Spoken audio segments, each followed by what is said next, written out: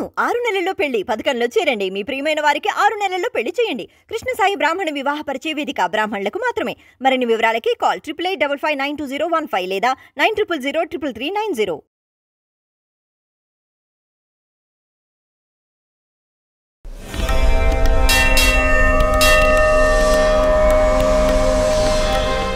శారదా నవరాత్రులు అని ఆశ్వీజమాసంలో శుక్లపక్షంలో పాడ్యమి నుండి నవమి లగాయతూ చేసి విజయదశమి నాడు శాంతికర కళ్యాణంతో అమ్మవారికి సంబంధించినటువంటి ఉపాసనని నవరాత్రులుగా నిర్వహిస్తూ ఉంటాం.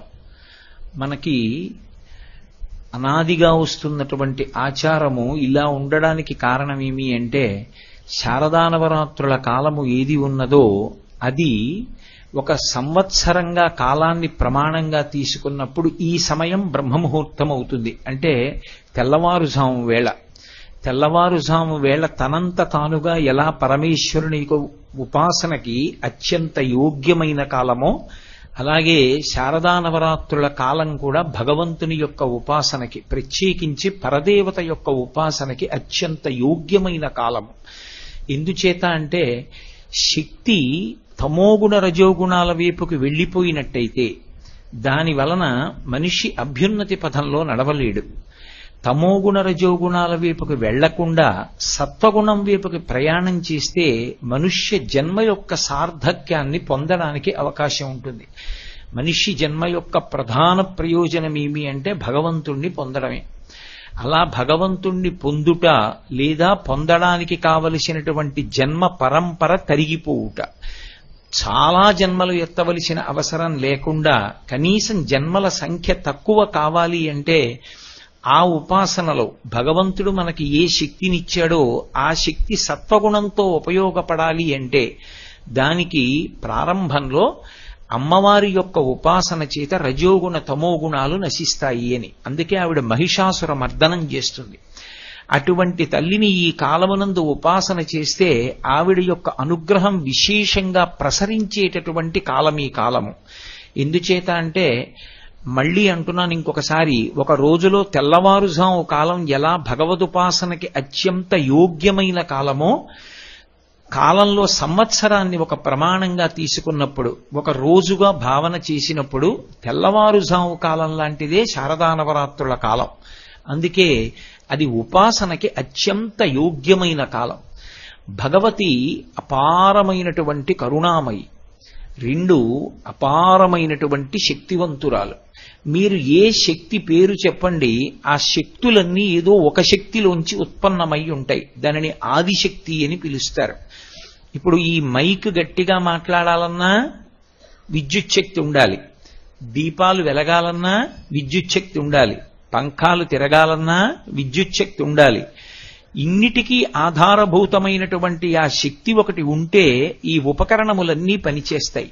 అలాగే ఆ తల్లి యొక్క అనుగ్రహము ఈ శరీరమునందు ఉంటే ఇది అనేక రకములుగా పనిచేస్తుంటుంది. అసలు దీనికి ఆకలేస్తోంది, ఇందులో పదార్థం అయిపోయింది కాబట్టి ఇంకా కొంత పదార్థం వెయ్యి అని చెప్పగలిగినటువంటి ప్రక్రియ ఒకటి నడవడం ఆరోగ్యం. అందుకే యాదేవి సర్వభూతేషు క్షుధారూపేణ సంస్థిత నమస్తస్యై నమస్తస్యై నమస్తస్యై నమో నమః. ఆ తల్లి ఆకలి రూపంలో శరీరంలో ఉండి నువ్వు తిన్నటువంటి పదార్థం పూర్తయిపోయింది కాబట్టి మళ్లీ కొంత పదార్థాన్ని వెయ్యి అని అడుగుతుంది. వేసిన పదార్థాన్ని జీర్ణశక్తి అంటాం. జీర్ణం చెయ్యడానికి కావలసినటువంటి శక్తిగా ఆమెయే లోపల పొటమరిస్తుంది. ఒకడికి ఉపన్యాస శక్తిగా, ఒకరికి పాట పాడే శక్తిగా, ఒకరి యందు ఒక మంచి వాద్యాన్ని మ్రోగించగలిగినటువంటి శక్తిగా, ఒకరి యందు కార్యాన్ని దక్షతతో నిర్వహించగలిగినటువంటి శక్తిగా ఆవిడ ప్రచోదనమవుతుంది. ప్రచోదనమై ఆమె ఆయన చేత ఆ కార్యాన్ని సాధింపచేసి ఆయన ఆ కార్యాన్ని సాధించాడు అనేటటువంటి కీర్తిని కట్టపెడుతుంది. అందుకే యశస్విని అని పేరు. ఒక వ్యక్తి ఒక విషయంలో అపారమైనటువంటి కీర్తి పొంది ఉన్నాడనుకోండి, అలా కీర్తి దేని చేత పొందుతాడు అంటే పరదేవత ఆయన యందు ఒక విభూతిగా ప్రకటనమవుతుంది. ప్రకటనమై కీర్తిని ఆయనకి కట్టబడుతుంది. ఎందుకంటే ఆ శక్తి ఎవరికీ కనపడేది కాదు. ప్రకటనమైనప్పుడు మాత్రం ప్రజలందరి యందు ఆయనకున్నటువంటి ప్రత్యేకమైనటువంటి విభూతి అనుభవంలోకి వస్తుంది. ఒక నేదునూరి కృష్ణమూర్తి గారు వచ్చి ఒక అద్భుతమైన కచేరీ నిర్వహించారనుకోండి, మహానుభావుడు ఎన్ని సంవత్సరాలు సాధన చేస్తే ఇంత గొప్ప సంగీత విద్య నేర్చుకున్నాడు అని ఆయన నడిచి వెడుతూ ఉంటే మనందరం వంగి నమస్కారం చేస్తాం. ఆయన పేరు తలుచుకుంటే నమస్కారం చేస్తాం. ఇటువంటి విభూతిగా ఆయన యందు ప్రకటనమై నేదునూరి కృష్ణమూర్తి గారు అన్న పేరు వినపడేటప్పటికీ గొప్ప సంగీత విద్వాంసుడు. ఎంత సంగీత విద్వాంసుడో అటువంటి వైదికమైనటువంటి జీవన విధానం ఉన్నవారు అని మనం గౌరవించేటట్టు, ఆయన ఆ గౌరవం పొందడానికి అర్హుడైన వాడిగా ఉండేటట్టు నిలబెట్టగలిగినటువంటి శక్తి రూపిణి అమ్మవారు. ఆవిడ ఇది ఎందుకు చేస్తుంది అంటే, ఒక ప్రతిఫలాన్ని ఆశించి కానీ, లేదా ఇలా నేను చెయ్యాలి అలా చేయకపోతే ఎలాగా అని కానీ కాదు. ఆవిడ రాశీభూతమైనటువంటి కారుణ్యం. అలాంటి శక్తి ఒకటి ఉన్నది అని తెలుసుకుని నమస్కారం చేస్తే చాలు, ఆవిడ ప్రసన్నురాలైపోతుంది. అసలు ఆ నమస్కారం మాత్రం ఎందుకు చేయాలండి? చేయకుండానే ఆవిడ ప్రసన్నురాలు కావచ్చుగా. అంటే మనుష్య జన్మకి బుద్ధి ఒకటి ఇచ్చాడుగా ఈశ్వరుడు. బుద్ధి చేత శాస్త్రాన్ని గురువుని గ్రహించాలిగా. అప్పుడు ఆ గ్రహణ శక్తి లేకపోతే, అలా బుద్ధిని వాడుకోవడం చేత కాకపోతే భగవంతుడిచ్చినటువంటి బుద్ధిని దేని కొరకు ఉపయోగించినట్టు? అందుకే మిగిలినటువంటి ప్రాణులకు మనుష్యుడికి ఉపాసనలో వచ్చే తేడా, మిగిలిన వాటికి ఉపాసన అన్నమాట అన్వయమే అవదు. ప్రధానమైనటువంటి వ్యత్యాసము జీవన విధానంలో ఎక్కడొస్తుంది అంటే, మనుష్యుడు తన యొక్క బుద్ధి చేత శ్రద్ధని అలవాటు చేసుకుని, మన కంటికి కనపడకపోయినా ఏదో ఒక గొప్ప శక్తి ఒకటి ఉంది, ఆ శక్తి వీటన్నిటినీ కదుపుతోందిలా. ఆ కదలికలు లేకపోవడమే శవమైపోవడం, ఆ కదలికలన్నీ కలిగి ఉండడమే శివం. ఈ భూమి కదులుతోంది కాబట్టి ప్రాణిజాతం నిలబడింది, భూమి తన చుట్టూ తాను తిరుగుతూ. సూర్యుడు తిరుగుతున్నాడు కాబట్టి ఈ ప్రాణిజాతమంతా నిలబడింది. పుట్టినటువంటి ప్రాణులు పెరుగుతున్నాయి కాబట్టి ఉపయుక్తమవుతున్నాయి. మళ్లీ ప్రాణులు పడిపోతున్నాయి కాబట్టి కొత్త ప్రాణులు పుడితే ఈ భూమి మీద అవకాశం కలుగుతోంది. ఈ కదలికలను, ఈ పరిణామములను తీసుకున్నటువంటి శక్తి, తీసుకొస్తున్నటువంటి శక్తి వేరొకటి ఉంది. అది కంటికి కనపడకపోవచ్చు, మాంసనేత్రమునకు కనపడకపోయినప్పటికీ జరుగుతున్నటువంటి క్రియాకలాపమును దృష్టిలో పెట్టుకుని దాని వెనక ఉన్న శక్తిని గుర్తుపట్టి నమస్కరించడం ఈ దేశం యొక్క గొప్పతనం. అది వైదికమైనటువంటి లక్షణము అన్న మాటకు అర్థం ఏమిటంటే, ఏది కంటికి కనపడదో అది ఒకటి ఉన్నదని, అది దీన్నంతటినీ తిప్పుతోందని, అదే నే చేస్తున్న పనులని, నాకిచ్చిన శక్తిని కూడా నేను ఎలా ఉపయోగిస్తున్నానన్న విషయాన్ని గమనిస్తుందని, గమనించి ఉత్తరోత్తర నన్ను ఏం చెయ్యాలి అన్నది నిర్ణయం చేస్తుందని దృష్టిలో పెట్టుకుని జాగరూకుడై అమ్మవారిచ్చినటువంటి శక్తిని వినయంతో ఎవడు ఉపయోగించాడో అలా ఉపయోగించేటటువంటి క్రమమునకు భక్తి అని పేరు.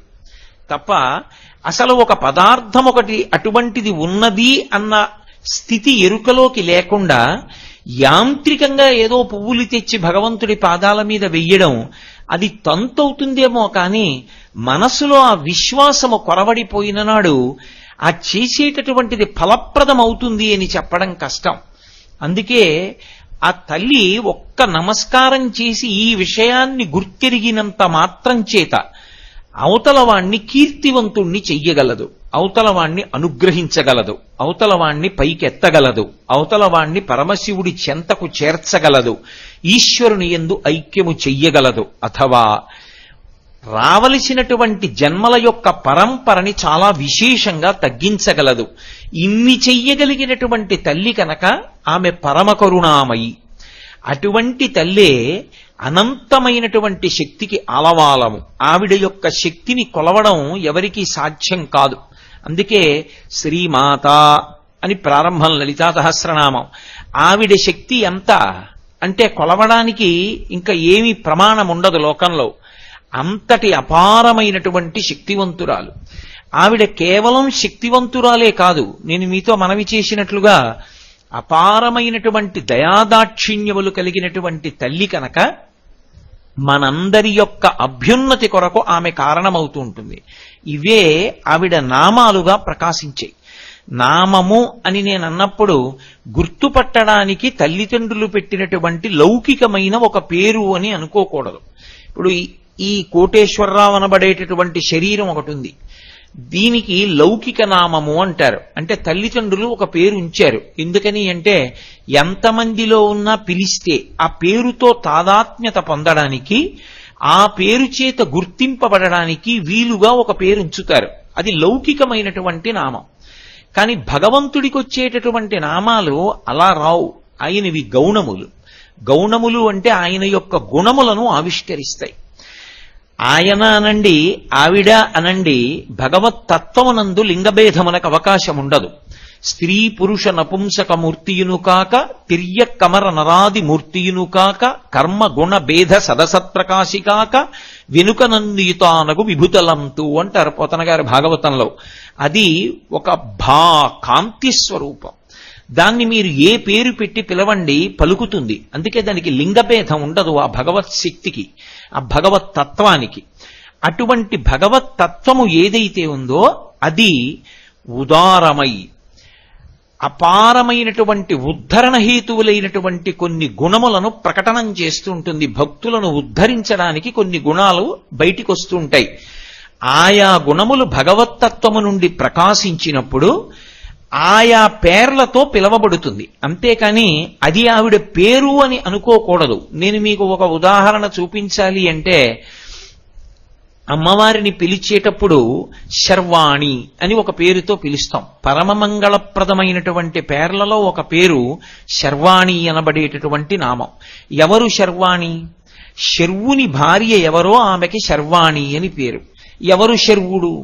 శర్వుడు అన్న మాట విష్ణు సహస్రనామ స్తోత్రంలోనూ ఉంటుంది, పరమశివుడికి ఉంటుంది. శివుని యొక్క అష్టమూర్తి తత్వంలో శర్వః అని ఒక నామం. భవాయ దేవాయ నమః, ఈశానాయ దేవాయ నమః, పశుపతయే దేవాయ నమః, రుద్రాయ దేవాయ నమః, ఉగ్రాయ దేవాయ నమః, భీమాయ దేవాయ నమః, మహతే దేవాయ నమః, శర్వాయ దేవాయ నమః అని క్షితిస్వరూపుడై ఉంటాడు.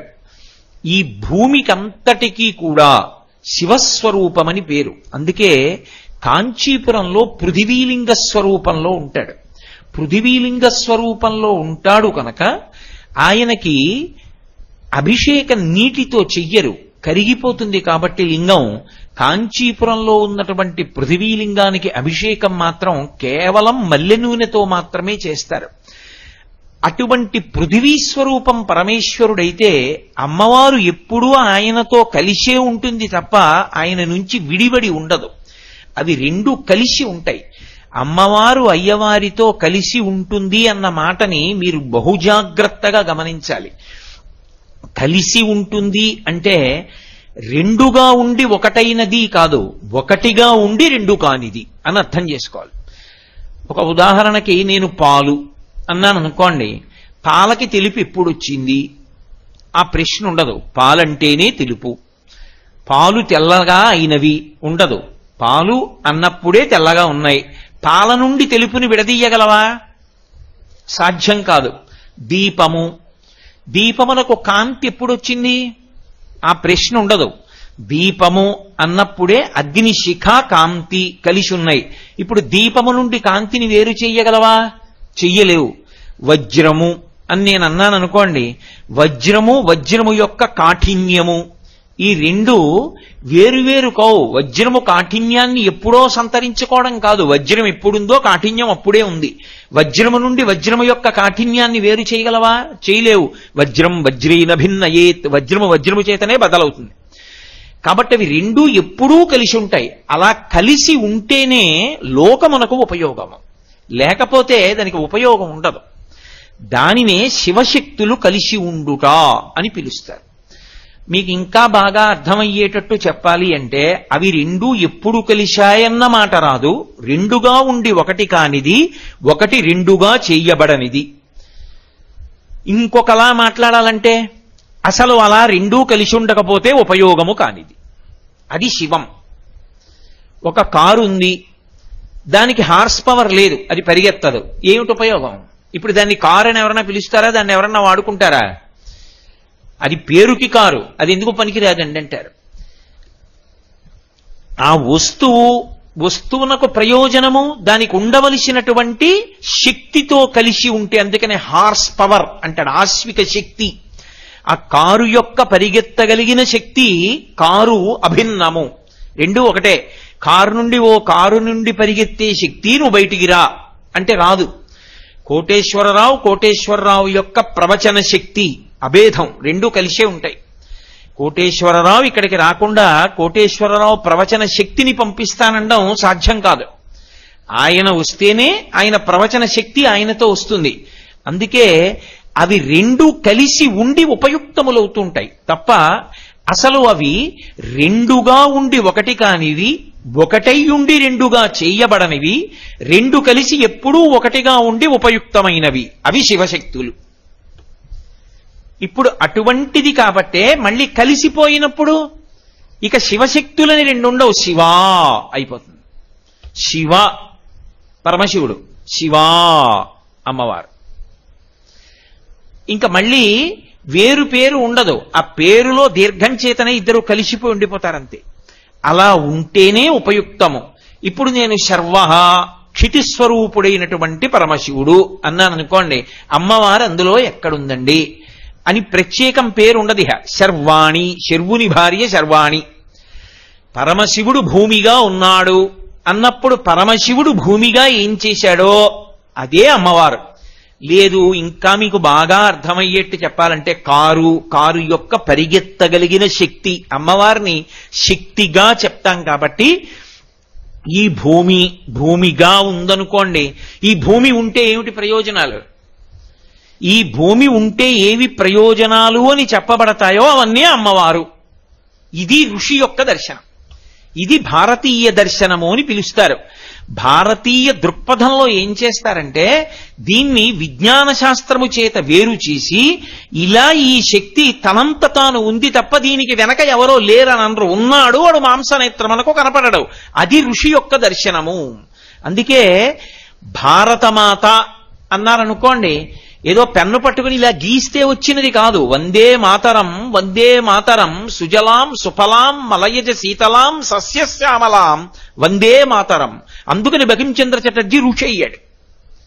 ఎందుచేత ఋషి అంటే వందే మాతరం భరతమాత. ఈ దేశమునందు అంతర్లీనముగా ఒక మాతృశక్తి ఉన్నది. ఆమె బిడ్డలం మనందరం భారతీయులం. ఆ తల్లి బిడ్డలమన్న భావన కలిపింది, అది ఋషి భావన. అది ఇంకా విస్తృతి పొందితే శంకర భగవత్పాదులు మాతా చ పార్వతీదేవి పితాదేవో మహేశ్వర బాంధవా శివభక్తాశ్చ స్వదేశో భువనత్రయం. 3 లోకములు మేమే, అన్నదమ్ములమే, అక్క చెల్లెళ్లమే. పార్వతీ పరమేశ్వరులు మా తల్లిదండ్రులు. దేశభక్తి అన్న దగ్గరికి వచ్చేటప్పటికి ఏ దేశమునందు నువ్వు ఉన్నావో ఆమె దేశమాత, భూమాత, గోమాత, లోకమాత, జనకమాత. అమ్మ శబ్దంతో సంకేతించి మనం బిడ్డలం. అమ్మ అన్నంత చేరిక ఇంకెవరి విషయంలో ఉండదు. కాబట్టి నాన్నగారి దగ్గరైనా కొంత పరిమితి, భయం ఉంటాయేమో, అమ్మ దగ్గర ఆ మాట ఉండదు. అమ్మ అంటేనే నా అభిసంబంధం, హృదయ సంబంధం. అటువంటి సంబంధం ఉంది కాబట్టి అమ్మా అని పిలిచారు. పిలిచి దేశాన్ని గౌరవించాడు బకించంద్ర చటర్జీ. అలా భూమి అంటే భూమికి ఏ శక్తులున్నాయో ఆ శక్తుల్ని కేవలంగా ఏదో పదార్థ శక్తిగా మాత్రమే గుర్తించకుండా అవి పరదేవత యొక్క అనుగ్రహములు అని, ఈ మాంసనేత్రమునకు ఏవి కనపడతాయో అవి కాకుండా ఇంకా అసలు నేత్రమునకు కనపడనివి, ఋషికి మాత్రమే భగవంతుని యొక్క అనుగ్రహము చేత సమాధి స్థితి యందు వినబడినవి మంత్ర రూపంలో వేదంలో ఋషులిచ్చారు. అది తాత్విక దర్శనం అంటే. ఆ దర్శనం ఒక్క భారతదేశంలో ఋషులు మాత్రమే చేశారు. అందుకే ఋషికి ప్రత్యేకం తర్పణం ఈ దేశంలో. వాళ్ళు ఒకవేళ మనుష్య సంతతిగానే జన్మించినప్పటికీ ఆయన ఋషి, ఆయనకి తర్పణం ఉంటుంది. ఋషి తర్పణము అని చెప్పి ఋషికి తర్పణం ఇస్తారు. వ్యాస భగవానుడి పేరు చెప్పి ప్రారంభంలో తర్పణం ఇస్తారు. ఎందుకని అంటే ఋషి దార్శనికుడు. భగవంతుడు చెప్పిన మాటలు, వేదమంత్రాలు ఎవరు వ్రాయలేదు, ఆయన సమాధిలో ఉండగా ఆయనకి వినపడ్డాయి ఋషికి. ఎవరు విన్నాడో ఆయన ఏం చేశాడంటే శృతి, తన చెవితో స్వరంతో వినపడిన మంత్రాన్ని తన శిష్యుడికి చెప్పాడు. పరంపరాగతంగా పుస్తకం యొక్క ఆధారం అవసరం లేకుండా చెవిని ఆధారం చేసుకుని స్వరప్రోక్తంగా వేదమంత్రాలు ప్రమాణములుగా నిలబడ్డాయి. అందుకే ఏది ప్రమాణము? వేదమే ప్రమాణము. మొదటి ప్రమాణమేది వేదమే, శృతి ప్రమాణము. అలా మనకి అందించినటువంటి ఋషి దార్శనికుడై పరీక్షా కేంద్రంలో దొరికేటటువంటి శక్తిని, మాంసనేత్రమునకు కనపడే శక్తిని మాత్రమే కాక భగవంతుని యొక్క అనుగ్రహం చేత తనకి దర్శనమైనటువంటిది, తనకి వినపడినటువంటి దాన్ని లోకమునకు ప్రకాశింపజేస్తాడు. మీకు ఇంకా బాగా అర్థం కావాలంటే, ఒక విత్తనాన్ని తీసుకొచ్చి నేను గాలిలో దారం కట్టి వేలాడదీశాను అనుకోండి, వర్షం పడింది, సూర్యరశ్మి పడింది, అది మొలకలెత్తుతుందా?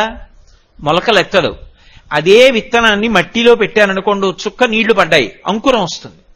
అంటే ఇప్పుడు మీకు ఒక పరీక్ష చేత మట్టి తగిలితే తప్ప విత్తనము అంకురము కాదు. అది మాంసనేత్రమునకు బుద్ధికి ఒక పరీక్ష ద్వారా దొరికింది. అది దొరకడం కాదు, భగవదనుగ్రహము చేత మంత్ర రూపంలో అనుగ్రహిస్తాడు. అది ఋషి యొక్క గొప్పతనం.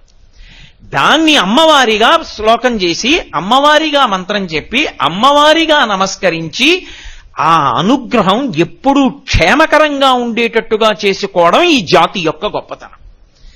ప్రపంచ దేశాల్లో ఎన్నో చోట్ల పెద్ద పెద్ద భూకంపాలు, పెద్ద పెద్ద తుఫాన్లు, పెద్ద పెద్ద సునామీలు వచ్చినా ఈ దేశంలో ప్రకృతి వైపరీత్యాలు అంత స్థాయిలో రాకుండా అలా నిలబడింది. ఒకప్పుడు ఈ దేశానికి తాళంకప్ప అంటే ఏమిటో తెలియదు అంటే కారణం వేదాన్ని నమ్మడం, ఋషిప్రోక్తమైనటువంటి మంత్రములను నమ్మడం, ధర్మాన్ని నమ్మడం కారణం. లేకపోతే తాళంకప్ప లేని దేశంగా ఎలా మిగిలిపోయింది ఈ దేశం? అందుకే నేను మీతో ఇవాళ ఉదాహరణకి శర్వాణి అన్నాను.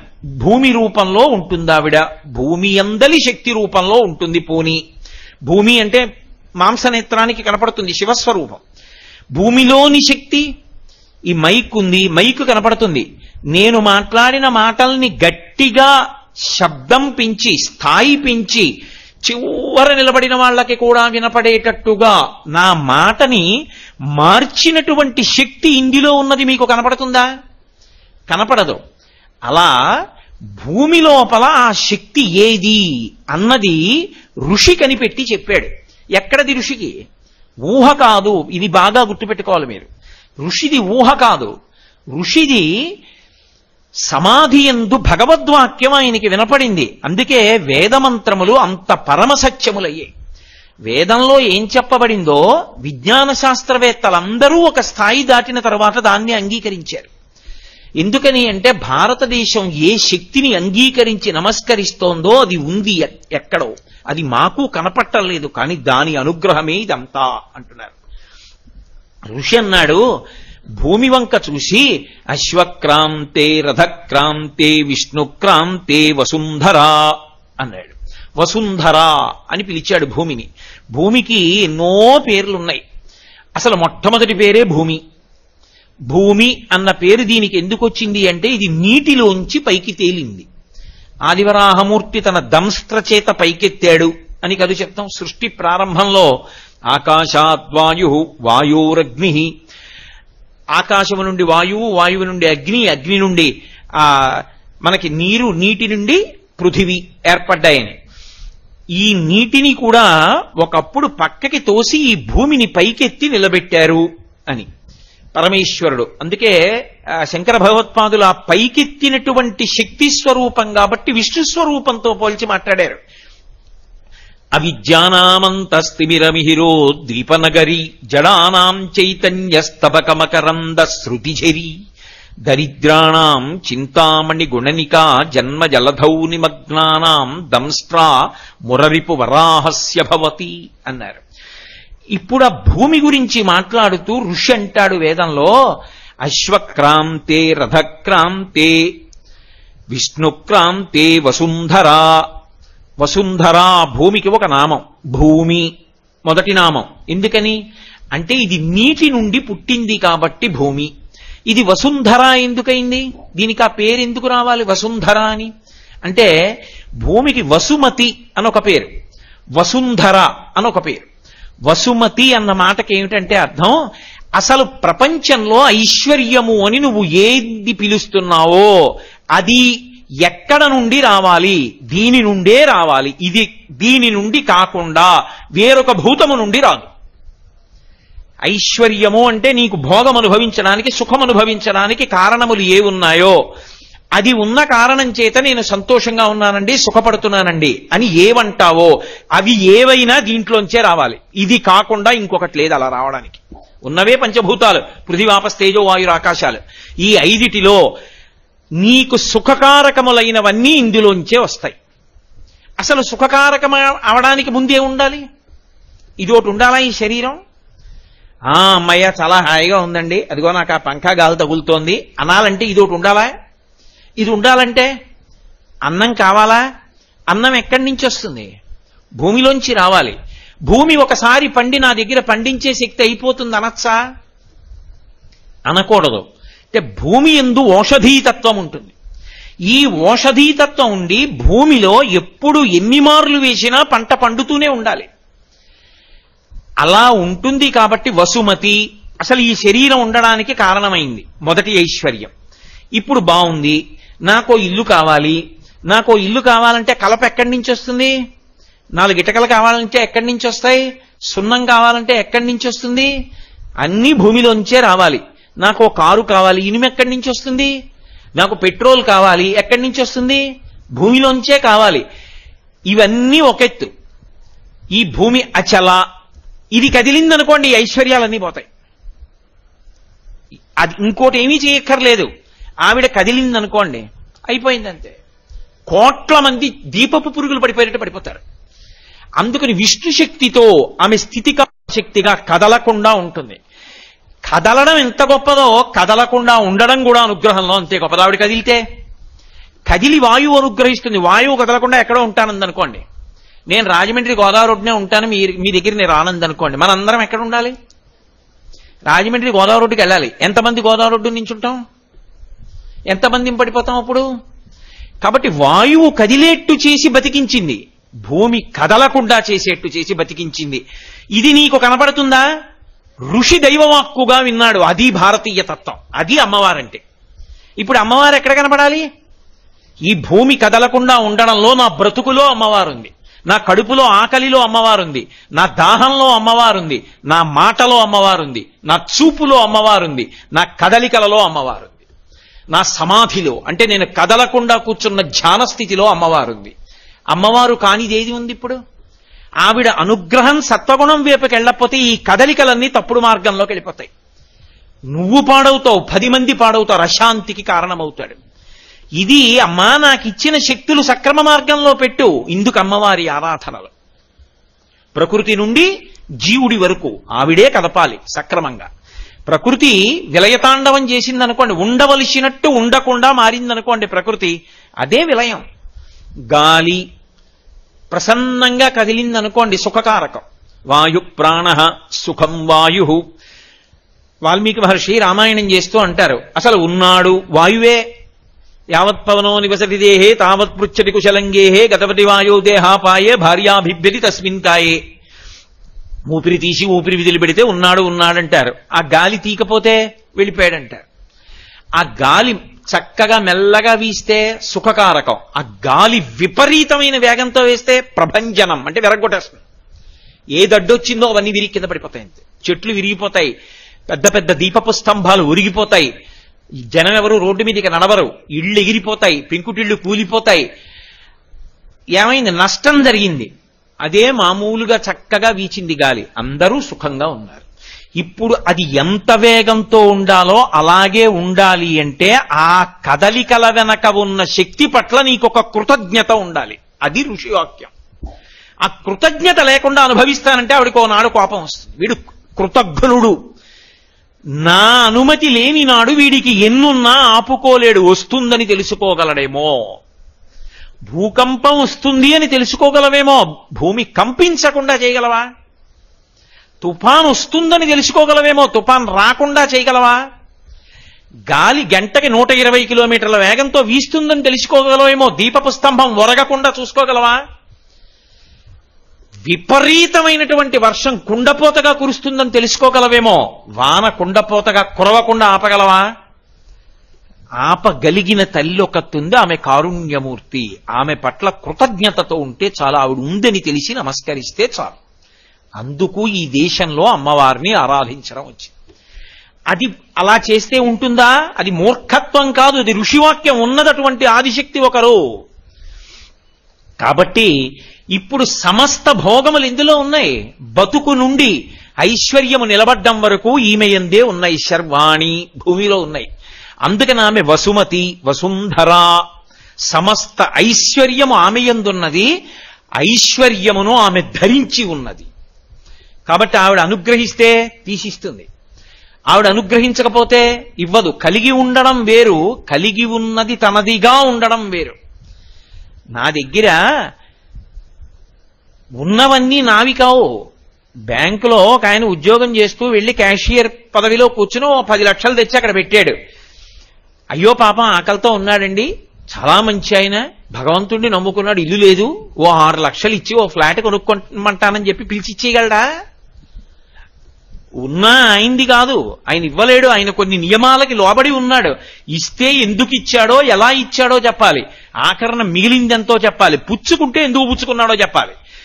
పుచ్చుకోకూడని రీతిలో పుచ్చుకోకూడదు, ఇవ్వకూడని రీతిలో ఇవ్వకూడదు, నియమాలకి లోబడి చెప్పాలి.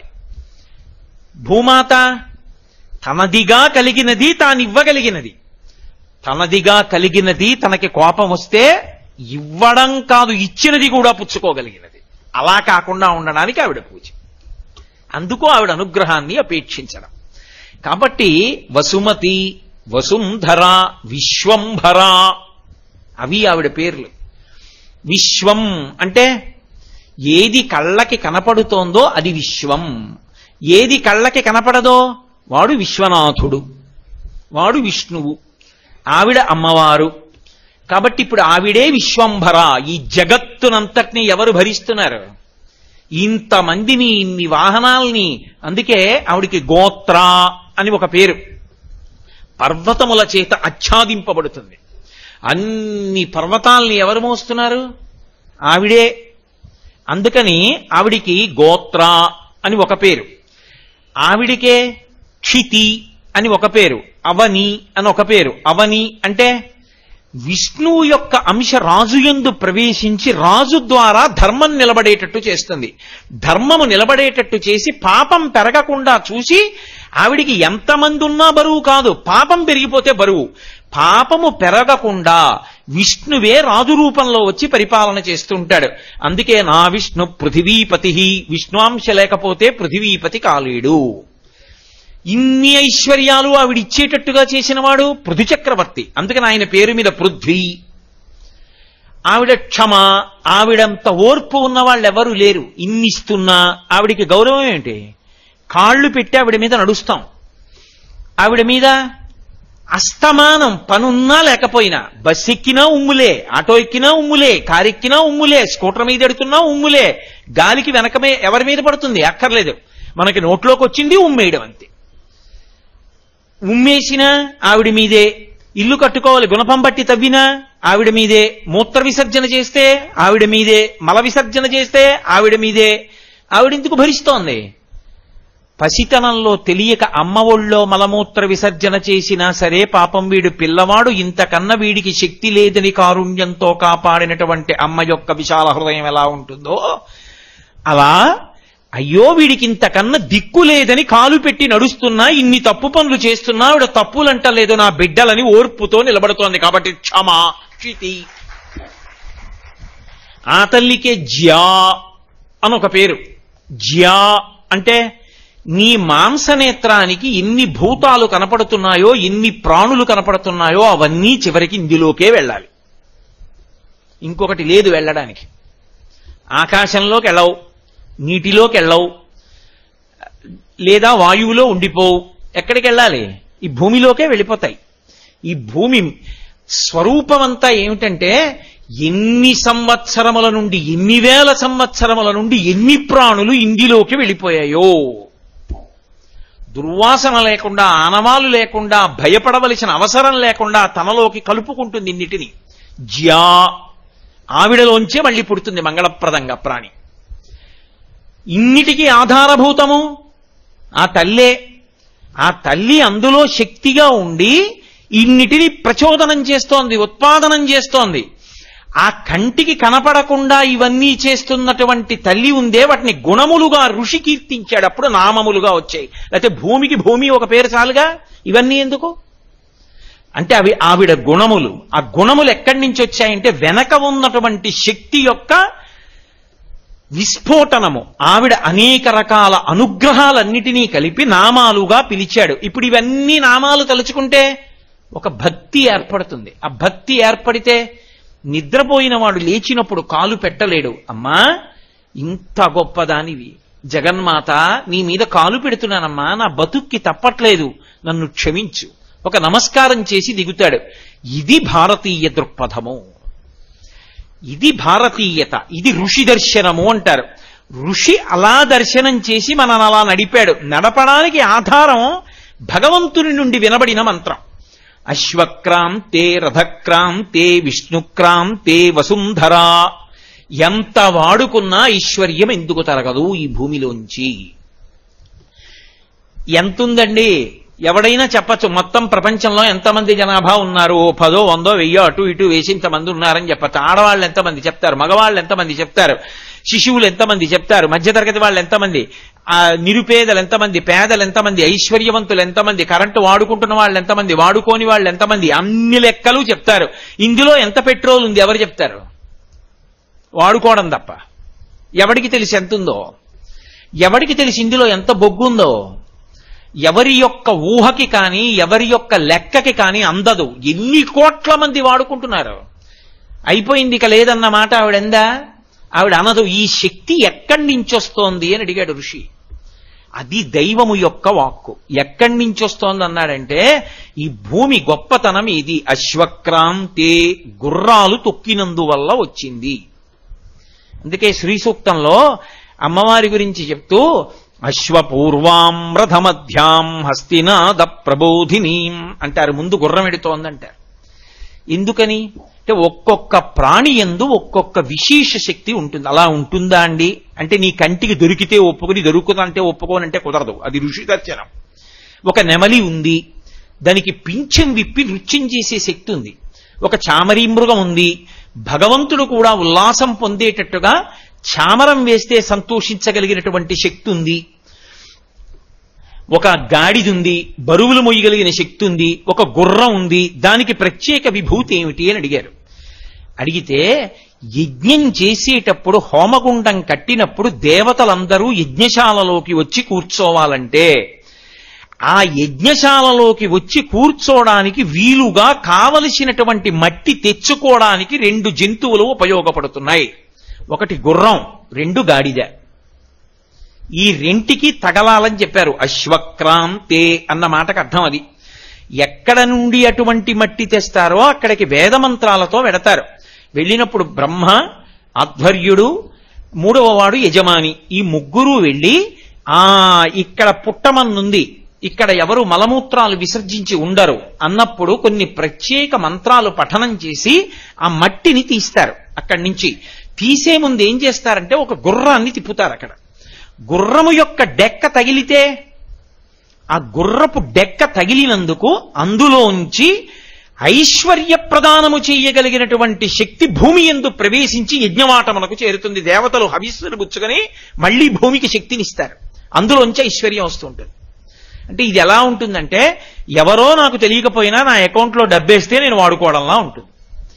దీనికి ఆధారభూతం ఏది? అశ్వక్రాంతే. ఈ భూమి యొక్క గొప్పతనం ఎక్కడున్నది అంటే గుర్రముల చేత ఆక్రమింపబడుతుంటుంది. అందుకే పూర్వం రథము, గుర్రం వాడేవారు. ఎక్కడికైనా వెళ్ళాలి గుర్రానికి అంత గౌరవం ఎందుకు వచ్చింది అంటే గుర్రము యొక్క డెక్కల స్పర్శ చేత ఈ భూమి ఐశ్వర్యాన్ని పొందగలిగినటువంటి శక్తిని మరింత మరింత పెంచుకుంటూ ఉంటుంది.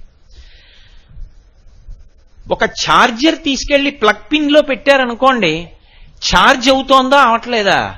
అలా ఈ భూమి యందు ఐశ్వర్యము పెరగడానికి యజ్ఞము ద్వారా దేవతలు సంతోషించి మళ్ళీ అనుగ్రహ శక్తి పెరగడానికి కారణమైనటువంటి శక్తి గుర్రపు డెక్కల యందు ఉన్నది అని ఋషి భగవంతుని యొక్క మంత్రంగా దర్శనం చేశాడు. అందుకని గుర్రాల్ని తిప్పుతారు. అందుకే పూర్వం గుర్రాలు ఎన్ని తిరుగుతూ ఉంటే నగరంలో, ఎన్ని వీధుల్లో గుర్రాలు పరిగెడుతూ ఉంటే భూమి అంత శక్తివంతం అవుతూ ఉంటుంది, భూ సంబంధమైన ఉపద్రవములు ఉండవు అని. గుర్రం తిరిగింది, మట్టి తీసి దాన్ని తీసినప్పుడు తామరాకులో వేసి, తామరాకులో ఉన్న మట్టిని కృష్ణాజినంలో వేసి మూట కట్టి గాడిద యొక్క వెనక భాగం మీద పెట్టి తీసుకొచ్చి యజ్ఞం చేయమన్నారు ఆ మట్టి వేసి. ఎందుకని? అలా ఆయా పదార్థములకు తగిలినటువంటి కారణం చేత భూమి యొక్క శక్తి రక్షింపబడుతుంది. ఇందులోంచి ఏ ఐశ్వర్యం వస్తోందో అది రక్షింపబడుతుంది. అచలత్వము, కదలకుండా ఉండగలిగిన శక్తి పెరుగుతుంది. దేవతలు సంతోషిస్తారు, దానికి ఈ ఉపకరణములను నేను సృజించాను. ఇది భగవద్వాక్యం. దీన్ని ఋషి విన్నాడు, అది మంత్రంగా వచ్చింది. అందుకని అశ్వక్రాంతే రథక్రాంతే. రథం తిరిగితే, రథాలంటే చక్రాలతో కూడుకున్నవి, వాటిని గుర్రాలు లాగుతాయి. లాగుతున్నప్పుడు ఆ రథచక్రముల చేత ఆక్రమింపబడుతుంటుంది భూమి. ఆక్రమింపబడడం అంటే ఇక్కడి నుంచి పిఠాపురం వెళ్ళాను అనుకోండి రథంలో, రథచక్రముల చేత ఈ భూమి ఆక్రమింపబడిందా లేదా? అక్కడ వరకు అప్పుడే కదా నేను వెళ్ళాను. అలా రథచక్రముల చేత ఆక్రమింపబడి ఐశ్వర్య సమృద్ధిని పొందుతూ ఉంటుంది. కాబట్టి అశ్వక్రాంతే రథక్రాంతే. మీరు ఇక్కడ ఒక విషయాన్ని బాగా గమనించవలసి ఉంటుంది. వేదంలో ఏదైనా ఒక విషయం చెప్తే అంత పరాకుగా ఏం చెప్పరు, కానీ మనకది అనుచానంగా సంప్రదాయంలో అలవాటుగా ఉంటుంది. దాని వెనక కారణం మాత్రం మనకి తెలియదు, మరిచిపోతూ ఉంటాం. కానీ పెద్దలైన వారిని సంప్రదిస్తే మీకు ఇప్పటికీ దేనికైనా ఆధారం వేదమే. నేను మీతో ఒక ఉదాహరణ చెప్పాలి అంటే అది భూ సంబంధం కాబట్టి కలిపి చెప్తున్నాను. మనం భోజనం చేస్తే దేంతో పూర్తి చేస్తాం? పెరుగు కానీ మజ్జిగ కానీ వేసుకుని భోజనం పూర్తి చేస్తాం. అయ్యా మజ్జిగ పోయింది అన్నారనుకోండి, అయిపోయింది భోజనం అని గుర్తు. ఒక మీటింగ్కి వందన సమర్పణం ఎటువంటిదో, ఒక భోజనానికి పెరుగు కానీ మజ్జిగ కానీ వడ్డించడం అటువంటిది. ఎందుకు వచ్చింది అది? ఏ పప్పుతో మొదలు పెట్టకూడదా? పప్పుతో మొదలుపెట్టి పులుసుతో పూర్తి చేయకూడదా? లేకపోతే పెరుగు మొదట వడ్డించకూడదా? అలా వడ్డించరు. ఒకవేళ నేను ముందు పెరుగు తింటాను ఆఖరణ పప్పు తింటాను అన్నారనుకోండి, ఏమిట్రా అది? అలా తినకూడదు, ముందు పప్పు తిని ఆఖరణ పెరుగు తిందు కానీ అలా తినకూడదు అంటారు. ఎందుకు తినకూడదు అని అడిగారనుకోండి, దానికి ఒక ప్రత్యేకమైనటువంటి కారణం ఏమిటి అన్నది ఋషి సమాధిలో విన్నాడు. ఎందుకు తింటారు అలా అంటే, ఒకానొకప్పుడు వృత్రాసుర సంహార కాలమునందు బ్రహ్మహత్యాదోషం చేత ఇంద్రుని యొక్క ఇంద్రియ శక్తులన్నీ కూడా భూమిలోకి వెళ్ళిపోయాయి. ఈ భూమి పుచ్చేసుకుంది. పుచ్చేసుకున్న ఇంద్రియ శక్తిని, అది ఇంద్రుడి యొక్క శక్తి, ఏం చెయ్యాలి అంటే దాన్ని లతలుగా వృక్షములుగా విడిచిపెట్టింది పైకి. అంత శక్తి తాను ఉంచుకోలేక లతలుగా వృక్షములుగా పెరిగింది. పెరిగితే వాటిని క్షీరధారలు ఒలికేటటువంటి జంతువులు తినడం మొదలుపెట్టాయి. ఆవులు, గేదెలు, మేకలు, గొర్రెలు ఇలాంటివన్నీ తిన్నాయి. ఇంద్రుడు ప్రజాపతిని అడిగాడు, అది నా శక్తి. ఒకప్పుడు దేవతల కోసం వృత్రాసుర సంహారం చేశాను. చేసినప్పుడు నా శక్తి అంతా కూడా ఇంద్రియ శక్తి భూమిలోకి వెళ్ళిపోయింది. అది బ్రహ్మహత్య కాబట్టి. వెళ్ళిపోయిన దాన్ని భూమి లతలుగా వృక్షములుగా విడిచిపెట్టింది. దాన్ని పశువులు తింటున్నాయి. నా శక్తి నాకు కావాలిగా, మరి ఇప్పుడు దేవలోకాన్ని లోకాల్ని రక్షించాలంటే, అందుకని నా శక్తి నాకు ఇప్పించమని అడిగాడు. ప్రజాపతి అన్నాడు, హోమమునందు పాలు హోమం చేయండి అన్నాడు. హవిస్సుగా మళ్ళీ ఇంద్రుడికి ఎడతాయి. ఇంద్రాయ స్వాహ అని చేయండి అన్నాడు. చేశారు. ఇంద్రుడు అన్నాడు, నాకు శక్తిగా పరిణమించట్లేదు, బరువుగా ఉంది పాలన్నీ తాగితే, ఇంకొక మాట ఏర్పాటు చేయి అన్నాడు. అంటే ఆయన అన్నాడు, అయితే నేను ఇంకొక పని చేస్తానని తోడు పెట్టువారు అని ఒక వర్గాన్ని నిర్ణయం చేశాడు. అప్పటి వరకు పెరుగు లేదు లోకంలో. ప్రజాపతి పాలని పెరుగుగా మార్చుట అంటే దానికి మళ్ళీ ఒక నియమం చేశాడు. నేను చెప్తున్నది వేదంలో చేసమండి, ఏదో నా సొంత కథ పెట్టకథ చెప్తున్నాను అనుకోకండి మీరు. నేను వేదంలో ఉన్న విషయం చెప్తున్నాను. పాలని పెరుగుగా ఎలా మార్చవచ్చు ఆయన కొన్ని విధానాలు చెప్పాడు. సోమలతని పాలలో కానీ వేస్తే, అది తోడుకుంటే, ఆ పెరుగు అగ్నిహోత్రంలో హవిస్సుగా ఇస్తే సోముడు ప్రీతి పొంది ఇంద్రియ శక్తిని పొందుతాడు. ఒకవేళ పాలు తీసుకొచ్చి తోడు పెట్టేటప్పుడు స్థూలబదరి అంటే లావుగా ఉండేటటువంటి రేగుపండు, పెద్ద రేగుపండు తీసుకెళ్లి పాలలో వేసి తోడు పెట్టి హోమం చేస్తే రాక్షసులు ఇంద్రియ శక్తిని పొందుతారు. ఒకవేళ అందులోకి తండులములు అంటే ఓషధులు, మనం వ్రతం అవి చేసేటప్పుడు బియ్యం పోస్తామే, ఆ తండుల రాసి కొద్దిగా తీసుకుని పాలలో వేస్తే పాలు తోడుకుంటే, వాటితో హోమం చేస్తే విశ్వే దేవతలు ప్రీతి చెందుతారు. పాలలోకి పుల్లటి మజ్జిగ కొద్దిగా వేసి తోడు పెట్టి తింటే మనుష్యులు బలవంతులవుతారు. పాలలోకి పెరుగు వేసి తోడు పెట్టి తోడుకున్న పెరుగు హోమంలో వాడితే ఇంద్రుడికి శక్తి కలుగుతుంది. ఇంద్రుడికి శక్తి కలిగితే మనందరికీ శక్తి కలుగుతుంది. వేదంలో ఇంద్రుడు వేరు, అందరూ రక్షింపబడతారు. అందుకే హనుమ ప్రయాణం ప్రారంభిస్తూ కూడా ఇంద్రుడికి నమస్కారం చేస్తారు. ఆ ఇంద్రుడి యొక్క బలం పెరగాలి అంటే పెరుగుతో హోమం చేయండి అన్నాడు. ఇప్పుడు పెరుగుతో చేశారు. నాకిప్పుడు ఇంద్రియ బలం కలిగింది, పెరుగుతోనే చెయ్యండి అన్నాడు. అందుకని ఏం చేస్తారంటే హోమం అంతా పూర్తి చేసేటప్పుడు ఇంద్రుడి పేరు చెప్పి పెరుగుతో పూర్తి చేసే అలవాటు వచ్చింది. అందుకే సౌభాగ్య వస్తువుల్లో కూడా ఆవు పాలు పెరుగుగా మారితే అది ఇస్తే దానివల్ల సౌభాగ్య వస్తువు అని భాస్కరరాయల వారు నిర్ణయించడానికి కారణం ఇక్కడే ఉంది. అందుకు పెరుగు ఆ స్థానం వచ్చింది.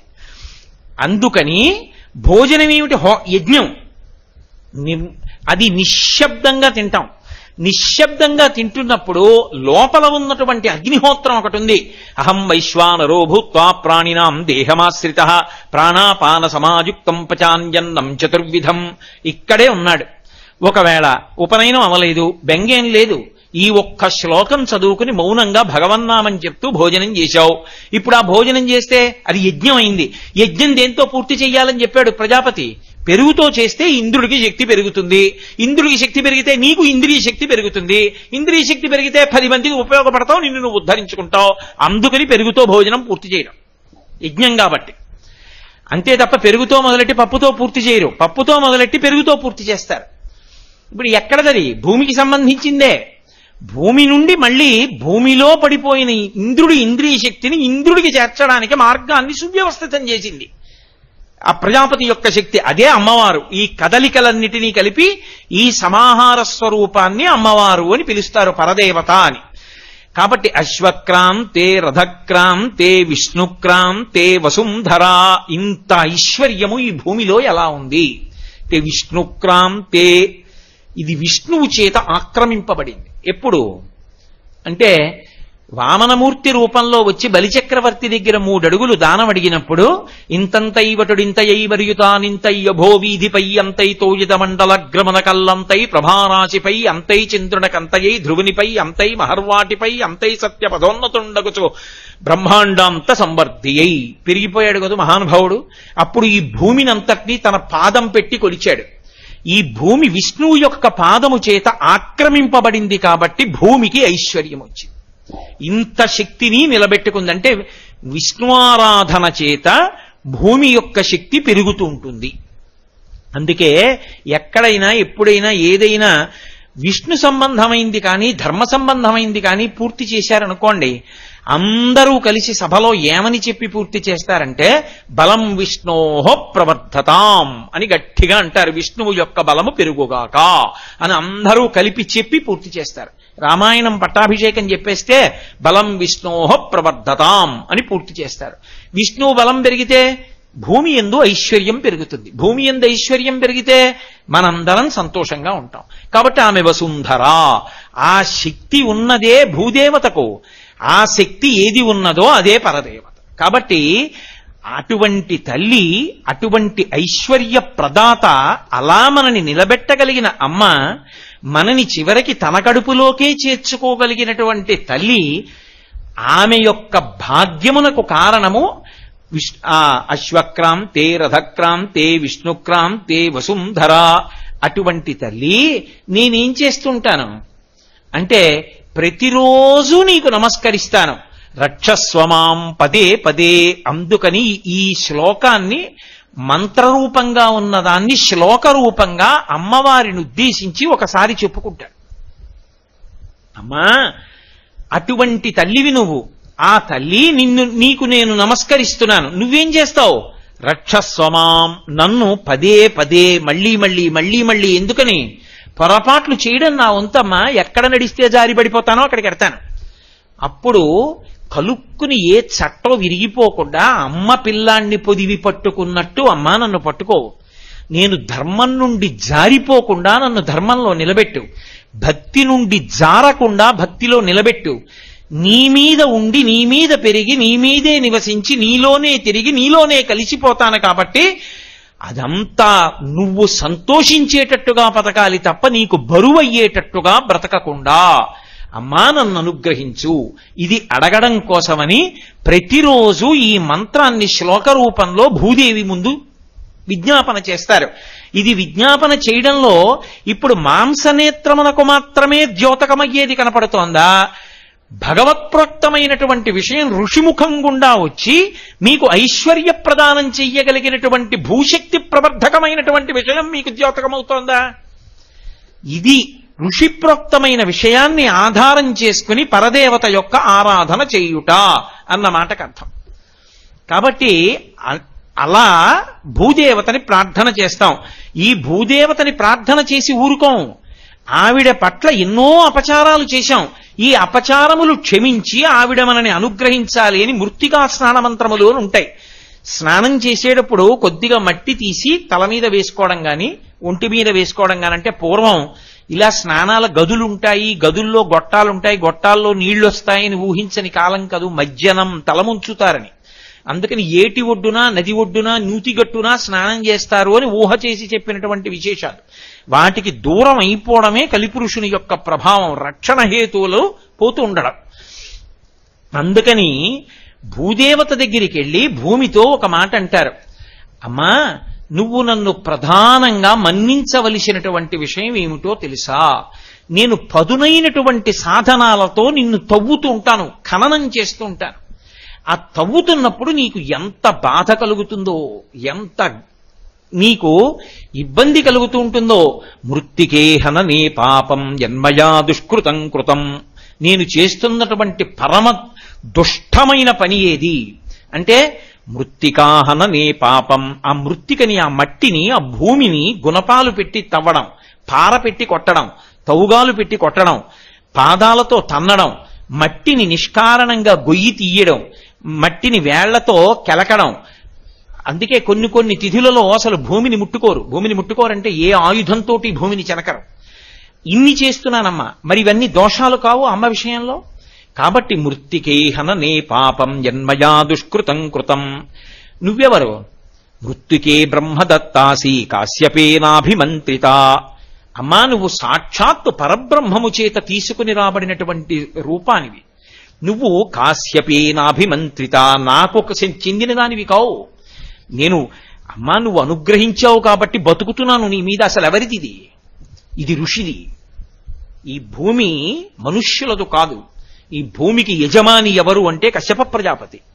అందుకని కాశ్యపి అని దానికి పేరు. అందుకే మృత్తికే బ్రహ్మదత్తాసి కాశ్యపేనాభిమంత్రిత అన్నాడు ఋషి. ఎందుకని? పరశురాముడు ఈ భూమినంతటినీ గెలిచేశాడు. అప్పుడు క్షత్రియులందరినీ ఓడించినప్పుడు ఈ భూమి పరశురాముడిది అయిపోయింది. పెద్ద యజ్ఞం చేశాడు పరశురాముడు. చేసినప్పుడు ఈ భూమినంతటినీ ధారబొయ్యాలన్నాడు. దానికి తగిన బ్రహ్మవేత్త దొరకద్దు. కశ్యప ప్రజాపతిని పిలిచి కశ్యప ప్రజాపతికి దానం చేసేశాడు. ఇదన్నమమా అని నీళ్లు విడిచిపెట్టాడు. విడిచిపెడితే కశ్యప ప్రజాపతి పుచ్చుకున్నాడు. ఈ భూమి కశ్యప ప్రజాపతిది, దానం పుచ్చుకున్నాడు. కాబట్టి కాశ్యపి ఆయన అన్నాడు, నువ్వు నాకు దానం చేసేశావు, దానం చేసేసిన దాన్ని ఇక నువ్వు అనుభవించకూడదు, దోషం వస్తుంది. కాబట్టి నువ్వు ఈ భూమి మీద ఉండకెళ్ళిపో అన్నాడు. మరి ధర్మం నిలబడద్దు. మళ్ళీ ఆయన్ని అనుమతిస్తే నాకు మీరు పంచల్సాప్ ఇచ్చారనుకోండి, వెంటనే మా ఇంటికి వచ్చి రేపోసారి కట్టుకి ఇచ్చేస్తాను నాకు ఇవ్వండి అన్నారనుకోండి, ఇంకేం దానం అది? కశ్యప ప్రజాపతికి ఇచ్చేసిన తర్వాత పరశురాముడు ఎలా ఉంటాడు? అక్కడ ఉండడం కుదరదిక. అందుకని వేరే భూమికి వెళ్ళిపో, నువ్వు ఇక్కడ ఉండద్దు అన్నాడు. అంటే ఆయన ఇప్పుడు సహ్యాద్రి పర్వతం మీద నిలబడి సముద్రుణ్ణి పిలిచి అడిగాడు, నేను ఉండడానికి భూమి కావాలి కాబట్టి నాకు భూమి నిమ్మన్నాడు. అంటే సముద్రుడు భయపడ్డాడు. అసలే పరశురాముడు గండ్రగొడ్డలతో చీల్చేస్తాడు, ఇంతమంది క్షత్రియుల్ని చంపాడు. నేను ఎక్కువిస్తే అంతెందుకంటావేమో, తక్కువిస్తే ఏం అంత తక్కువ ఇచ్చావంటావేమో, రెండూ భయమే. నువ్వే బాణం వేయి, ఎక్కడ పడితే అక్కడ వరకు నేను వెనక్కి వెళ్ళిపోతానన్నాడు. నాలో ఉన్న భూమి నీకు ఇచ్చేస్తాను.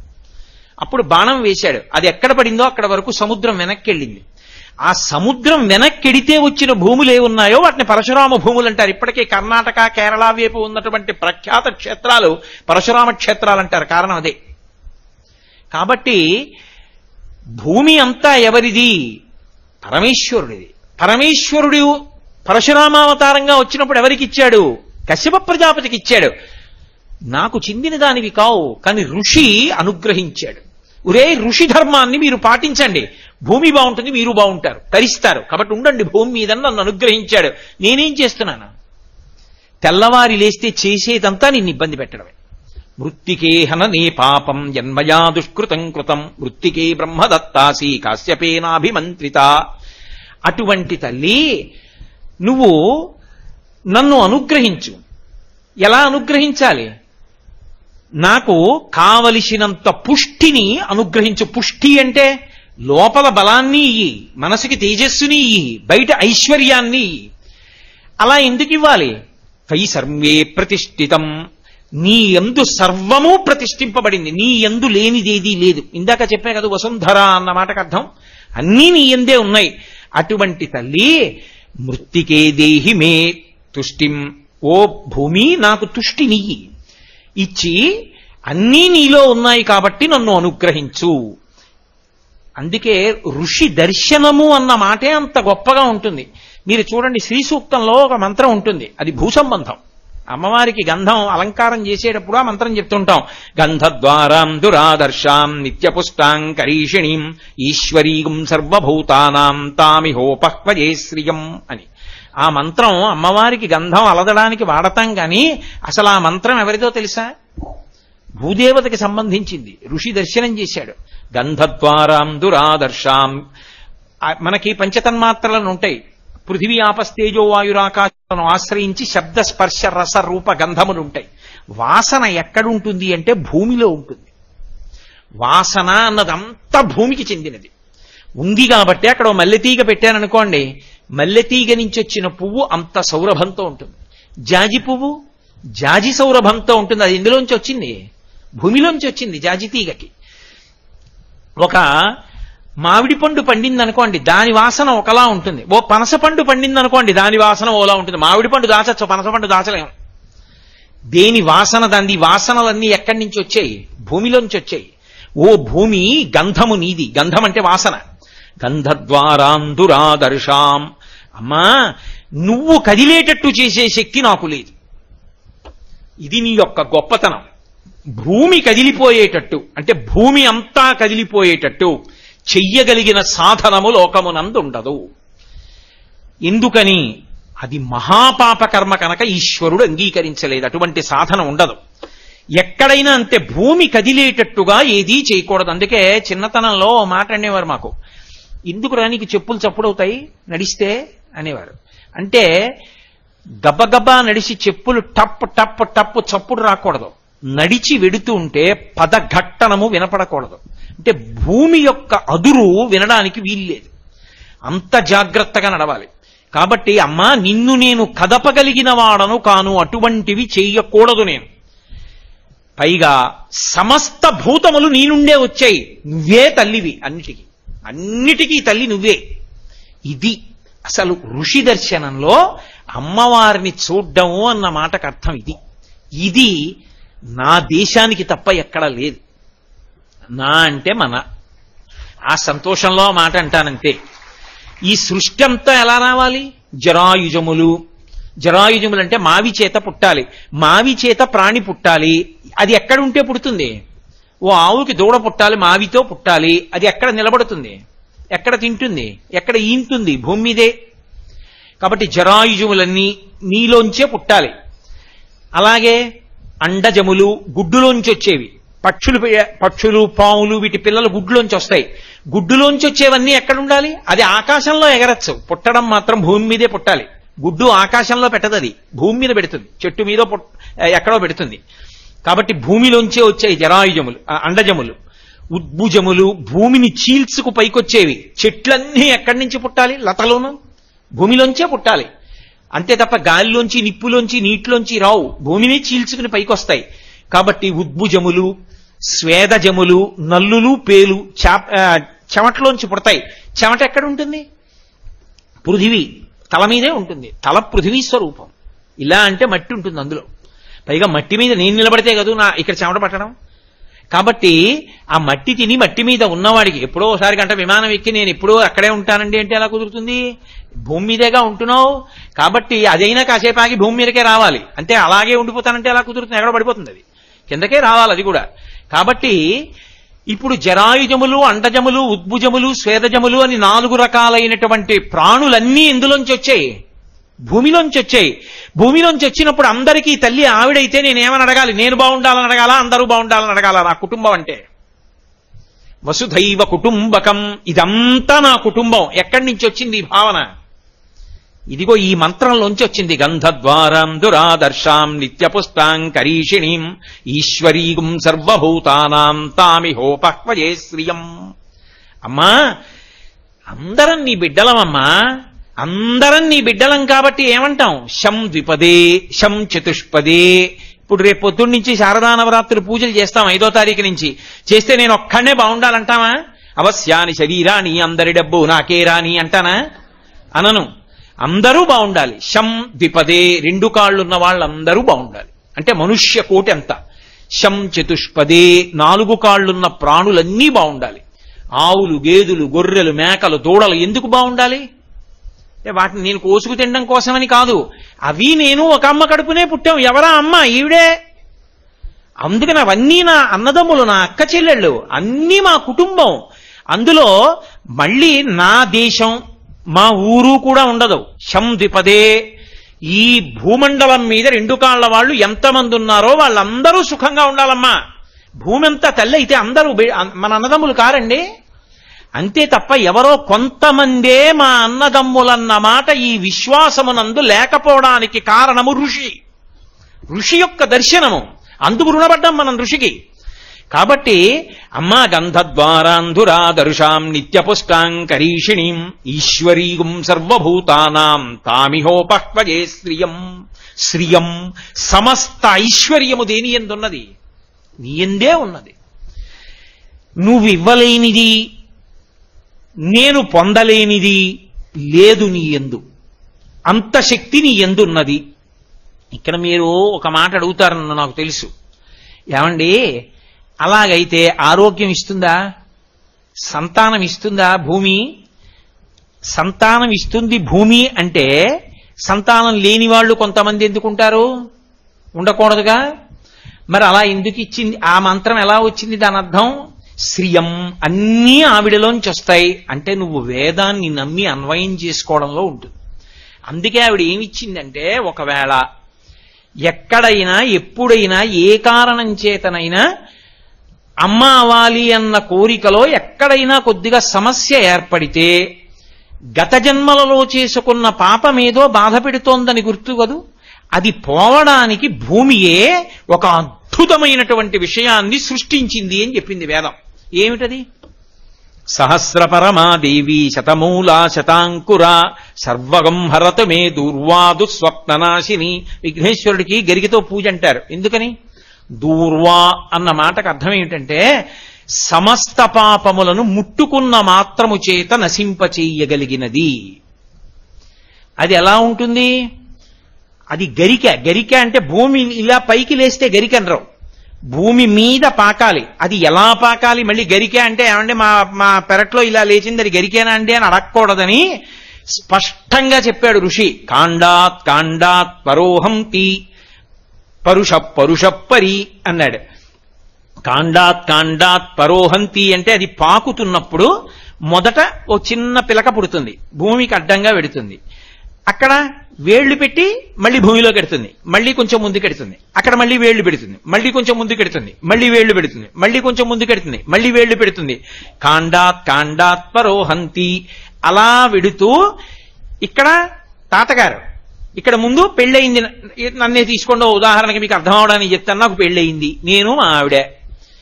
అక్కడ ఏమైంది? మొట్టమొదట వేళ్లు ఉంచుకున్నటువంటి గరికె మొక్క, గరికె. కొంచెం ముందుకెళ్ళాను, నాకో కొడుకు, వాడికి పెళ్లి చేశాను, వాడికో కొడుకు. అక్కడ వాడు వేళ్లు ఉంచుకున్నాడు, వాడు తండ్రి, నేను తాత.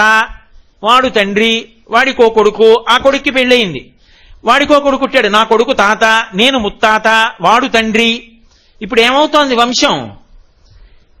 ఒకడు కొడుకు, తర్వాత తండ్రి, తర్వాత వాడు తాత, ఇది ఎక్కడికక్కడ వేళ్లు పెట్టుకుని ఎడుతున్న గరికె. ఇదే ఈశ్వర శక్తి. ఇది అలా నువ్వు పొందడానికి సుఖం అడ్డొచ్చింది ఏదుందో ఆ పాపం పోగొట్టడానికే అది భూమి మీదకి వచ్చింది. దాన్ని ముట్టుకో, దాన్ని తల మీద పెట్టుకో, మృత్తికతో కలిపి ఈ మంత్రం చెప్పి స్నానం చేయి. అది ఎంత పని చేస్తుంది? కేవలం సంతాన విషయంలో కాదు, దుస్వప్ననాశిని. నమ్మకం ఉండి చేయి, దుస్వప్న దోషం పోతుంది దాన్ని వెళ్ళి ముట్టుకుంటే. నేను అప్పుడప్పుడు ఎప్పుడన్నా పీడకలు వస్తే ఒకసారి పొద్దున్న నడవడానికి వెళ్ళినప్పుడు కాసేపు అది ఎక్కడుందో చూసుకుని ఒకసారి ముట్టుకుంటూ ఉంటాను. కాబట్టి సహస్రపరమాదేవి శతమూలా శతాంకురా సర్వగం హరతు మే దూర్వాదు స్వప్ననాశిని కాండాత్ కాండాత్ పరోహంతి పరుష పరి అని అది సహస్రేణ శతేనచ. ఇప్పుడు అది అలా పాక్కుంటూ వెళ్ళింది. ఇక్కడ మొదలెట్టి ఆ గరిక అక్కడ వరకు ఉంది. ఇప్పుడు అది ఎన్నిసార్లు వేళ్ళు ఉంచుకుంది? అనంతం. ఆశీర్వచనం చేశారనుకోండి, ఆచంద్రతారార్కం వంశాభివృద్ధిరస్తు. 3 తరాలు 4 తరాలు 5 తరాలు 6 తరాలు గుర్తుంటుంది. మొన్న మచిలీపట్నం వెడితే ఉపన్యాసాలకు ఎవరో ఒక ఆయన నన్ను ఆయనతో తీసుకెడుతూ వరుసగా టకటకటకటకటక వాళ్ళ తండ్రి గారు, తాతగారు, ముత్తాతగారు, ఆ పైన 6 పేర్లు చెప్పారు. నేను తెల్లబోయిన, అయ్యబాబా ఇదేంటండి ఈ రోజుల్లో ముగ్గురినే చెప్పట్లేదు, ఎవరో మీరు ఇంతమందిని చెప్పారన్నాను. అయ్యయ్యో వాళ్ళని తలుచుకోపోతే ఎలాగండి, వాళ్ళందరూ కట్టిన ఇల్లు అన్నాడు ఆయన. పైగా ఓ ఇల్లు చూపించి. నేను ఆయనకు నమస్కారం రా బాబు, మనసులో ఇంత గౌరవం ఈ రోజుల్లో ఉన్నవాడు మహానుభావుడు, నిజంగా ఈయనకి నమస్కారం చేయవలసిందే మనసులో అనుకున్నాను. కాబట్టి అలా ఊంచుకుంటూ వెళ్ళిపోయింది గరిక. ఎంత దూరం వెళ్ళిపోయింది ఏమో, ఎన్ని తరాలు. ఇది ఎక్కడ ప్రారంభం? ఋషి దగ్గర మొదలు చెప్తావు అంతే, చివర ఉండకూడదు. అందుకే ఏ ఋషి సంతానంలో నువ్వు వచ్చావు అక్కడ ప్రారంభం చేస్తారంతే. ఆత్రేయస అర్చనానస సావాస్వాత్రయ ఋషయ్య ప్రవరాన్విత ఆత్రేయస గోత్ర ఆపస్తంభ సూత్ర కృష్ణ యజుశాఖాధ్యాయీ కోటేశ్వర శర్మ అహంభో అభివాదయే. అంతే, అక్కడ మొదలైంది.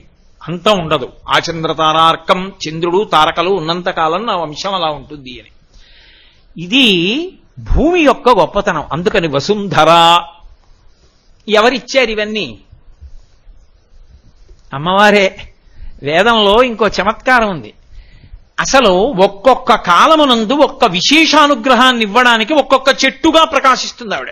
ఈ శారదా నవరాత్రుల్లో శమీవృక్షంగా ప్రకాశిస్తుంది. వెంకటేశ్వర స్వామి వారికి కూడా కులదైవం. అందుకే శమీవృక్షం నీడలో కూర్చుని ఏమైనా చదువుకుంటే చాలు, అమ్మవారి పాదాల దగ్గర కూర్చున్నట్టే అని చెప్తారు పెద్దలు. ఆ శమీవృక్షంగా అమ్మవారు వచ్చింది, పార్వతీదేవి వచ్చింది. బిల్వవృక్షంగా లక్ష్మీదేవి వచ్చింది. తులసి చెట్టుగా సాక్షాత్తుగా లక్ష్మీనారాయణులే ఆవిర్భవించారు. రావి చెట్టుగా బ్రహ్మ విష్ణు మహేశ్వరులు వచ్చారు. అంకోల వృక్షంగా పరబ్రహ్మతత్వం వచ్చింది. అందుకే ఒక్కొక్క చెట్టుకి ఒక్కొక్క గొప్పతనం. రసో వైసహ, మళ్ళీ పరబ్రహ్మతత్వం ఆనందమయమైనటువంటిది రాశీభూతమై ఘనమైతే రసహ, రసాలము, మామిడి చెట్టు. అందుకే అన్ని శుభాలకి దాన్ని వాడతాం. కాబట్టి ఇప్పుడు ఇన్ని శక్తులతో కూడుకున్నటువంటి ఈ వసుంధర, ఈ భూదేవత, ఈ శక్తులు, ఈ శక్తుల యొక్క సమాహార స్వరూపం ఏది ఉన్నదో ఆ తల్లికి నమస్కారం చేస్తున్నాను. ఆవిడ శర్వాణి. పైకి నువ్వు భూమి దున్నితే ఆవిడలో మళ్లీ మళ్లీ పండించగలిగిన శక్తి నుండి అన్నం ఎందుకంత ఉండాలి? దగ్గర నుంచి ఉంది. ఒకప్పుడు సృష్టి చేస్తే ప్రజాపతి దగ్గర నుంచి వెళ్ళిపోయారు అందరూ, నాకు అన్నం లేదని. అప్పుడు ప్రజాపతి ప్రార్థన చేశాడు, ఈ భూమి ఎందా శక్తి ఉండాలని. తర్వాత పృథు చక్రవర్తి నిలబెట్టాడు. అందుకే ఓషధీతత్వంతో ఎన్ని మాటలు దున్ని ఎన్ని మాటలు వేయండి మళ్ళీ పండుతూ ఉంటుంది. అలా ఆవిడ పెట్టగా, అమ్మ రేపు పుట్టినప్పుడు ఏడిస్తే పాలిచ్చాను కదా, ఆ పెళ్లికి వెళ్ళి రావాలి మా తమ్ముడింట్లో పెళ్లికి అని చెప్పి పిల్లాన్ని వదిలి వెళ్ళిపోతుందా? ఏడిచినప్పుడల్లా పాలిస్తుంది అమ్మ. ఏడిచినప్పుడల్లా ఇస్తుంది, చచ్చే వరకు పెడుతుంది అమ్మ భూమాత. ఆఖరికి అమ్మ నుండి వచ్చినా అమ్మలోకి కలవడు, ఈవిడ నుండి వచ్చి ఈవిడిలోకి కలుస్తాడు. ఎంత గొప్ప తల్లి! ఇది ఋషి దర్శనం. ఆమెలో అమ్మవారిని దర్శనం చేసి 2 చేతులెత్తి నమస్కరించాడు. అటువంటి అమ్మ, నువ్వు నాకు బాహ్యమునందు శరీరాన్ని పోషించు, ఆంతరమునందు ధర్మాన్ని పోషించు, ఆంతరమునందు నా శక్తిని నిలబెట్టు, ఆంతరమునందు నాకు నీ యందు భక్తిని కటాక్షించు. కృతజ్ఞతతో పండింది తింటున్నాను, ఇచ్చింది అనుభవిస్తున్నాను, కదలకుండా ఉంది కాబట్టి భోగం అనుభవిస్తానన్న బ్రతుకు నాకు వద్దమ్మా.